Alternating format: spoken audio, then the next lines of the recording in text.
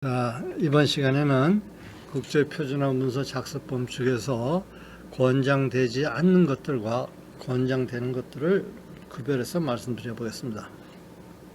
첫째, 권장되지 않는 것들. 이건 논문이나 페이퍼나 다 마찬가지겠지만은 어떻게 보면 본문 페이지 내에 그 사각 테두리, 박스라고 얘기를 하는데 라인으로 박스를 만들어서 그 안에다 쓰는 거예요. 어떻게 보면 한두 장은 더 눈에 띌 수도 있죠.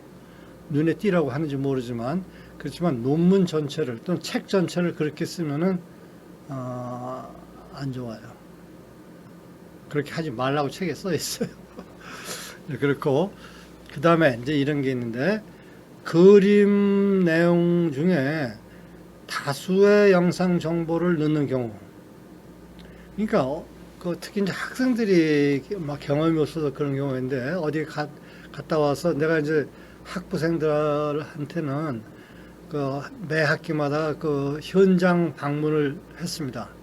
그러니까 전자파를 가르치다 보니까 이천에 있는 국립전파연구원 분소죠. 이천 분소. 거기 야외 시험장도 가고 그런데 갔다 오면은 그 이제 실시하고 나서는 학생들 보고 트립 리포트 거기 가서 경험한 거를 기술적인 분야 모든 거를 리포트로 내라. 제가 리포트 보려고 한 게 아니라 리포트 작성법을 간접적으로 좀 경험하게 하려고 했거든요. 그러면 이제 위치가 어디고 시설은 어떤 게 있고 각 시설의 기술적인 사양은 어떻게 돼 있고 그런 걸 다 적어야죠. 심지어 사진도 찍어 올 수가 있고 인터넷에서 찾아서 쓸 수도 있고 그래서 하여튼 회사도 마찬가지일 겁니다. 제가 국방과학연구소에 한 10년 있었는데 그때 해외 출장이 상당히 어려울 때예요. 국가적으로 통제가 심할 때인데 그래서 그 어려운 예산하에서 유럽이다 미국이다 출장을 가게 되면은 반드시 출장 보고서, 지금도 아마 기업이나 이런 데 출장 보고서 내라고 그럴 거예요. 그때 제대로 내야 돼요. 제대로 낸다는 것은 무슨 말이냐면 후배들이 똑같은 목적으로 똑같은 장소에 가게 해서는 안 돼요. 왜? 이미 돈 들이고 시간과 예산 들여서 그렇게 투자를 했는데 똑같은 일에 또 투자해요? 그건 안 좋죠. 그래서 출입 리포트의 큰 바람은 후배들이 똑같은 목적으로 똑같은 출장을 가지 않게 하는 거. 그러려면 자세하게 써야죠. 거기서 뭐를 했고 무슨 능력이 있고 그런 걸 다 해야 됩니다. 그래서 다수의 영상 정보가 한꺼번에 들어가면은 이제 핵심이 불분명해진다 이제 그랬고 그림책 같이 하면 안 돼요. 세 번째는 흑백 대신에 다수의 선명한 컬러를 사용하는 경우가 있는데 간혹 가다가 컬러로 프린트를 하거나 하면은 돋보일 경우가 있죠. 그런데 자기가 쓴 페이퍼나 논문 정도야 부수가 얼마 안 되니까 컬러로 프린트해도 되겠지만은 페이퍼 같은 건 그렇지가 않거든요. 그럴 때는 반드시 나의 결과물이 흑백으로 프린트 될 것이라는 가정하에서 신경을 좀 썼으면 좋겠어요. 그래서 예를 들어서 컬러로 옅은 회색 또는 옅은 브라운색 또는 옅은 베이지색 이런 걸로 그림을 그리거나 하면은 흑백으로 출력해보면 그게 그 색깔이 그 색깔 같아요. 그래서 그럴 때는 바람직하지가 않기 때문에 흑백 인쇄를 염두에 두고서 정보의 식별이 가능하게끔 그 컬러를 잘 선택하시라 이런 말 하고 싶습니다. 그 다음에 어떤 경우는 다수의 영상 정보를 모자이크 방식으로 처리했어요. 역시 너무 많이 들어가면 그림책 같아요. 그래서 그것도 바람직하지가 않습니다. 그러니까 대개 내가 학교 생활 경험으로 보면 학생들이 경험이 부족해서 본 것도 적고 그러면은 이렇게 자기간에는 생각을 해서 한 건데 더 혼란이 올 수가 있죠. 그래서 이 강의를 들으시는 연구원이나 대학원생 정도면은 이런 걸 고려해서 좀 했으면 좋겠고, 역시 한 페이지 내에 다수의 그림을 삽입하는 것은 바람직스럽지가 않아요. 그런데 이런 경우는 있어요. 뒤에 이제 그림으로 제가 설명을 하겠는데, 유사한 그림. 그래서 그림 설명에는 아까 전자파 무반 실내에 사용되는 안테나들 하고 A는 무슨 안테나, B는 무슨 안테나. 둘 다 안테나인데 전자파 무반사실에서 쓰여지는 안테나인데, 예를 들어서 하나는 로우 프리퀀시, 하나는 하이 프리퀀시다. 그러면 같은 그림 설명 하에서 A 저주파용, B 고주파용, 그렇게 구별해서 쓸 수는 있어요. 사이드 바이 사이드로. 그것도 너무 많이 그림이 들어가면 안 좋고, 둘 정도를 비슷한 같은 설명하에서 A, B를 구별할 때 그런 건 가능하고, 그런 경우는 아까 내가 A, B 쓰지 말라 그랬는데 A, B를 써도 돼요. 오케이. 그 다음에 이제 권장되는 것들, 아까 그대로 좀 설명이 됐지만, 한 페이지 내에 그림 또는 표를 삽입할 때는 중앙에 위치하는 것이 원칙이고, 개수는 통상 최대 2개. 그러니까 3개, 4개 들어가면 안 좋아요. 한 페이지에. 그래서 2개까지 중앙에 위치하고, 아까도 말했지만 페이지에 있는 그림이나 표 크기는 거의 비슷한 크기로 했으면 좋겠어요. 여기 있었네요. B에 유사 그림의 경우는 사이드 바이 사이드 삽입 가능하고, 동일 그림 번호에 통상 A, B를 사용해서 쓴다. 연속적으로 다수의 그림 삽입 시는 그림책으로 오인 우려가 있다. 설명했고. 그 다음에 이제 그 문서 같은 경우에 이게 또 중요한 겁니다. 페이지 번호를 부여를 하라. 근데 그때 1, 2, 3, 4만 쓰면은 좀 안 좋아요. 특히 이제 그 문서나 보고서 같은 경우에 논문 같으면 뭐 한꺼번에 제본을 하니까 그런 실수가 적겠지만은, 예를 들어서 뭐 간단한 기술 리포트 뭐 20장짜리다, 15장이다. 그러면 번호를 매기는데 1 over 20, 2 over 20 이런 식으로 해주라 이거예요. 총 페이지 수를 명시를 안 하면은 1, 2, 3, 4에서 마지막 페이지가 없어져도 몰라요. 총 페이지 수가 표시 안 됐으니까. 그래서 여기 제가 썼지만 1 over 100 또는 뭐 슬래시도 되잖아요. 1 슬래시 100. 하여튼 통일된 방법으로 총 페이지 수가 나와 있는 방식으로 페이지를 부여하는 번호를 부여하는데, 센터 바텀에 해도 되고 오른쪽 끝에다 해도 되고, 보통 센터 애들도 많이 해요. 그런 그 통일된, 아까도 말한 컨시스턴시, 일관성 있게 하시면 되겠습니다. 그러니까 전자회로도 같이 많은 정보가 동일 페이지 내 표기가 일 때는 하나를 functional block diagram으로 표기 후에 개개의 블록을 자세히 한 페이지에 표기할 수가 있다. 그 다음에 이게 중요합니다. 페이지 내에 그림 또는 표를 삽입할 때 삽입 직전에 본문에 삽입에 대한 사전 예고가 필수다 이거예요. 지금 뭐냐? 반대는 뭐냐? 말이 스테이트먼트가 쭉 나오다가 갑자기 그림이 탁 나타나는 거예요. 그러면 독자들은 왜 이 그림이 갑자기 나타나지? 이러는 거예요. 그러면 안 좋아요. 그래서 그림이나 표가 나타날 때는 그 바로 직전에 측정에 사용됐던 시스템들은 다음 그림 1에 나타나 있음 하고 그림 1 하고 나와야지, 예고를 하고 나오라 해요. 표도 마찬가지고. 그런 예가 없으면 안 돼요. 이렇게 강의를 했는데도 학생들이 어떤 이해가 있냐면 그림 1에 나와 있겠다 하고 1, 2 막 다른 거는 하거든요. 그리고 1, 2, 3 하고 그림만 또 1, 2, 3. 그건 안 좋아요. 그러지 말고 본문에 하나 예고하고 그림 넣고 또 좀 설명하고 넣고 하는 게 좋겠어요. 무슨 말씀인지 알 것 같고.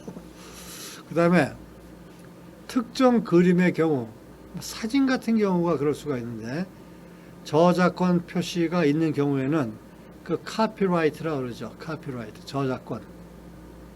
그 이제 영어로 스몰 레터 C 하고 인서클, 서클 안에다가 C를 넣는 거예요. 그러면 그 카피라이트예요. 어? 미국의 경우 카피라이트를 하려면은 제 논문은 박사학위 논문은 카피라이트를 했는데 돈 들었어요. 그것도 등록비가 들고 우리나라도 마찬가지. 근데 그 저작권법의 보호를 받죠. 그래서 그런 것을 인용할 때는 반드시 사전에 written permission, 구두로 받으라는 게 아니에요. 문서로 받으라는 게 문서로. 응? 문서로 written permission을 받는데 여기서 저자가 그렇지만 통상은 그 출판사의 그 판권을 출판사가 가지고 있어요. 유명한 그 뭐 학자가 책을 썼다. 그러면 그 저작권은 출판사에 있더라고요. 제가 그 노이즈 리덕션 테크닉이라는 책을 번역을 했는데 번역을 할 때 출판사 그 저자한테 연락을 하니까 저자를 알아요. 제가 그거 했더니 나한테는 권한이 없고 내 출판사하고 얘기하라고. 그래서 출판사의 허락을 구하고 했어요. 그럼 뭐 질문이 있더라고. 목적이 뭐냐? 뭐 몇 분을 하냐? 그래, 그런 거 다 솔직하게 얘기했더니 뭐 600불 보내달라. 보내줬어요. 그리고 그 범위 내에서 번역해가지고 교과서로 썼고. 또 일본의 경우, 제가 이제 번역한 게 있었는데, 일본의 경우는 이게 용도가 뭐냐? 그래서 아마추어 무선사들을 위한 그 기술 좀 제공을 하겠다. 돈 받는 게 아니다. 돈을 안 받는다. 그랬더니 그 아마추어 무선 연맹이라는 게 이제 그 비영리 단체거든요. 그러니까 일본의 연맹에서 발간된 책이긴 하지만 유사한 단체인 한국의 연맹에서 무료로 책을 나눠주겠다는데 그랬더니 그럼 돈은 필요 없고 그 한글로 출판된 책이나 보내달라. 그래서 보내줬어요. 그걸로 아주 친목적인 그게 됐죠. 그리고 이제 카피라이트 중에는 지도가 있을 수 있어요. 지도는 거의 다 판권이 있어요. 그래서 지도를 인용할 때는 반드시 그 출판사의 written permission을 받으시라 그러고 경우에 따라서 그 확대가 많이 된 지도, 예를 들어서 경복궁이나 청와대 아니 경복궁 다 보여도 관계가 없지만 옛날 청와대 안이 보인다. 이건 안 돼요. 지금 지도를 봐도 우리나라에서 용산 그 미군 부대 안은 정보가 없어요. 그것은 클래시파이드 됐다고 그러는데 비문이죠. 그런 정보가 꼭 필요한 사람은 아주 신중하게 법에 위반이 안 되도록 하시라 하는 걸 말씀드리겠습니다. 그 다음에 이제 논문 또는 자료 발표에 직간접적으로 도움을 준 모든 분들에게 감사 의사를 표현을 하라는 것이 책에 있습니다. 책에. 이제 저는 제가 미국에서 논문 쓸 때는 사실 이런 내용을 모르고 그냥 지도 교수님이 하시는 대로 하고 했는데 결국은 이 방법이에요. 그래서 지도 교수한테 감사하고 그 다음에 이제 제 한양대학교 파키스탄 정부에서 파견된 국비 유학생들이 많아요. 수십 명씩 돼요. 걔네들 논문 내가 봐줄 때 그러지. 너 몇 국가에 대해서 감사하다는 말 써라. 그럼 걔네들 쓰지. 파키스탄 정부가 이렇게 도와줘서 공부를 마치게 됐다. 물론 한국 대학교도 고맙고 하고 이제 미국에서는 여담으로 애인이 커피 타주면 애인한테도 고맙다는 말 써라. 근데 부모님이 보내줘서 부모님 고맙다 그러고 그런 거. 그리고 제가 이제 저는 이런 일도 있었어요.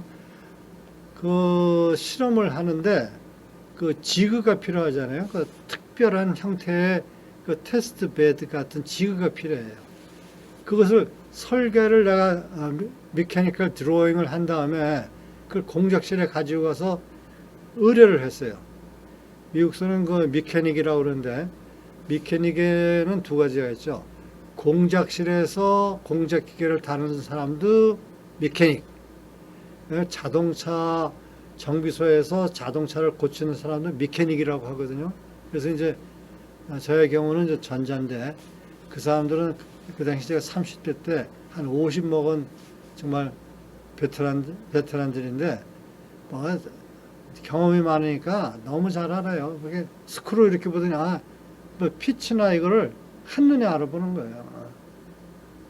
그래서 그런 사람들한테 그 직을 만들어줘서 제가 고맙다는 그 문구를 논문에다 넣었습니다.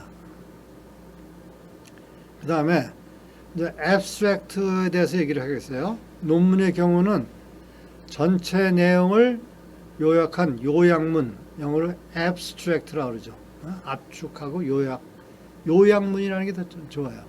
압축하면 영어로 컴프레스가 될 수도 있으니까 그게 아니고 압축, abstract인데 그 분량이 보통은 반 페이지 정도 또는 최대 A4 용지 한 장 이내, 1페이지 내에 분량으로 하라는 거예요. 그렇게 맞춰서 해야지 abstract지. 아니 뭐 2장, 3장 가면 그거 뭐예요? 그건 아니에요. 그래서 abstract를 이 정도 분량으로 하고 이거 쓸 때 잘 해야 돼요. 결국 이 자기의 논문이 많은 사람들한테 공감대를 이루게 하려면은 많은 사람들한테 관심을 받아야 되거든요. 그러려면 장황하게 무슨 말을 했는지 모르겠으면 안 돼요. 무슨 키워드가 중요해. 키워드. 요새 히트되는 뭐랄까 관심 있어 하는 키워드를 넣고 그렇게 해서 앱스트랙트를 만들어야지. 키워드 쳐서 앱스트랙트 본 사람들이 괜찮다, 이거 봐야겠다, 이렇게 돼야 돼요. 이렇게. 그 다음에 권장되는 것들, 실험 시스템 구축 시에 모든 것을 본인이 하기도 어렵고 할 필요도 없어요. 기개발된 상용화된 컴퓨터 프로그램을 사용할 때는 출처를 밝히고 사용하면 됩니다. 그러니까 자기가 어떤 그 프로그램을 개발한 것처럼 할 필요도 없고 그게 아무 문제가 되질 않아요. 예를 들어서 전자파 분야의 시뮬레이션 프로그램이 있는데 HFSS, 그 다음에 마이크로웨이브 디벨롭먼트 시스템 MDS라는 건데 그걸 팔아요. 그 모토로라에서 팔던가 MDS를. 근데 한 1억 2천인가 되는 거예요. 그러니까 그거를 학교에서 비싸서 못 씁니다. 그런데 그 회사에서는 학교에다가 무상으로 빌려줘요. 그러면 대학원생들이 그 프로그램을 써보면서 논문을 쓰고 졸업을 하잖아요. 그래서 한 예로 졸업자가 LG를 들어갔어요. 그리고 LG 가서 첫 번째 한 일이 뭐냐, 나 그 프로그램 사주세요. 그러면 파는 거예요. 그래서 그 프로그램을 빌려 쓰거나 뭐 할 경우 전혀 흉이 되지 않으니까 출처를 밝히고 개발된 걸 쓰면 되는 거예요. 우리 전자파 분야는 그 HFSS라고 그 잔양실, 하여튼 전자파 시뮬레이션 프로그램을 많이 돌립니다. 내 기억으로는 한 15년 전쯤에 그 당시 최고로 빠른 컴퓨터로 해도 대학원생들이 턴온 시키고 그 다음날 와서 볼 정도로 그 시간이 걸렸어요. 우리 실에 그 컴퓨터 한 대는 제일 좋은 거 나올 때마다 산 거예요. 그래서 그 프로그램을 사서 잘 썼고, 또 이제 하드웨어 시스템의 경우에 키트라는 게 있습니다. 키트, KIT. 그 시스템 구축을 할 때 쓰게 되는데 이 경우에도 구매원을 공개해야 돼요. 내가 어디서 샀다. 키트 이름은 뭐고 판매원은 어디다. 이게 뭐냐면은 무슨 뭘 꾸밀 때 내가 무슨 장사동이나 지금은 이제 용산 전자상 가서 커피스타, 리지스터 뭐 사가지고 꾸며도 되고 이미 그 회사에서 필요한 부품들을 전부 구입을 해가지고 필요한 양만 딱 한 세트로 파는 게 있어요. 그걸 키트라고 그러죠. 키트. 키트 사서 꾸미면 돼. 더 빨라요. 경제적이고 시간도 절약하고. 그래서 용산 같은 데 가서 부품 살라고 그러보세요. 저항 10개만 주세요. 안 줘요. 안 팔아요. 우리 미니멈 단위가 1000개입니다. 10개 정도면 그냥 줄게 가져가세요. 이런다고. 그러니까 그런 것만 모아서 파는 회사가 있습니다. 그 키트. 키트 사서 해도 되니까 출처를 밝히면 되고, 아까 테스트 지그의 경우 제작에 도움을 준 공작 실무 및 담당자 소개함도 무난하고, 그 다음에 그 자기가 설계해서 도면을 줬으면은 그것도 논문에 실을 수가 있죠. 자기가 한 거니까. 그래야지 그 후배들도 이 지그를 통해서 했구나 하고 자기도 그대로 만들어도 되고, 그래서 지그를 쓸 수 있다.